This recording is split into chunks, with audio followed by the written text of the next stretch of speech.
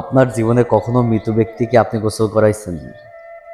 যদি আপনি গোসল করিয়ে থাকেন তাহলে আপনি বুঝতে পারবেন ওই মানুষটা তখন কতটা অসহায়। তার শরীরে যখন গরম পানিটা ঢেলে দেওয়া হয়, সে আর চিৎকার করে বলতে পারে না আমার কষ্ট হচ্ছে। সেই মানুষটাকে অসহায়ের মতো এদিকে ওদিকে ফিরানো হয়।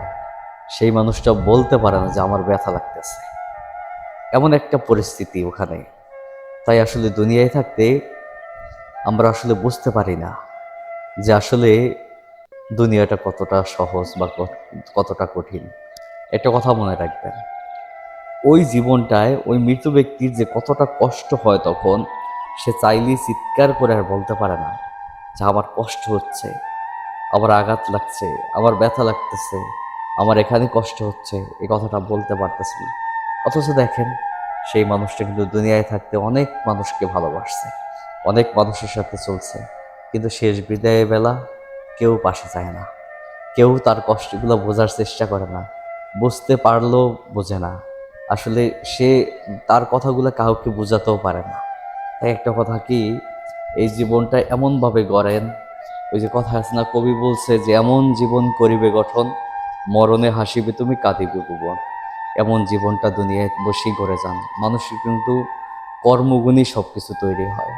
আপনি দুনিয়ায় আসছেন, দুনিয়াতে থাকতেছেন, কিন্তু আপনি যদি এমন কর্ম না করে যেতে পারেন তাহলে আপনার সব জায়গায় ব্যথা, সব জায়গায় কষ্ট, সব জায়গায় আঘাতপ্রাপ্ত হবেন। এমনকি পরকালেও আপনি সুখী হবেন না। আল্লাহ বলছে তার সৃষ্টি জগৎরে ভালোবাসেন, আপনি মানুষকে ভালোবাসার চেষ্টা করেন, আল্লাহর সৃষ্টি জগৎরে ভালোবাসার চেষ্টা করেন, কোনো নিঃস্বার্থভাবে, কোনো স্বার্থ নিয়ে না। দেখবেন জীবনটা সুন্দর হবে, তাহলে আপনার এই জীবনটা ধন্য হবে। আপনি যখন দুনিয়া থেকে চলে যাবেন তখন জানি ওই যে মৃত ব্যক্তিকে যখন গোসল করানো হয় তখন জানি এইরকম মানুষের সেন্স থেকে যায় যে আসলে সত্যি আর এই মানুষটা অনেক ভালো ছিল, এই মানুষটাকে হারে কতটা কষ্ট পাইতেছে, এই আফসোসটা জানি করে। এই আফসোসটা করলেই জীবনটা সুন্দর হবে।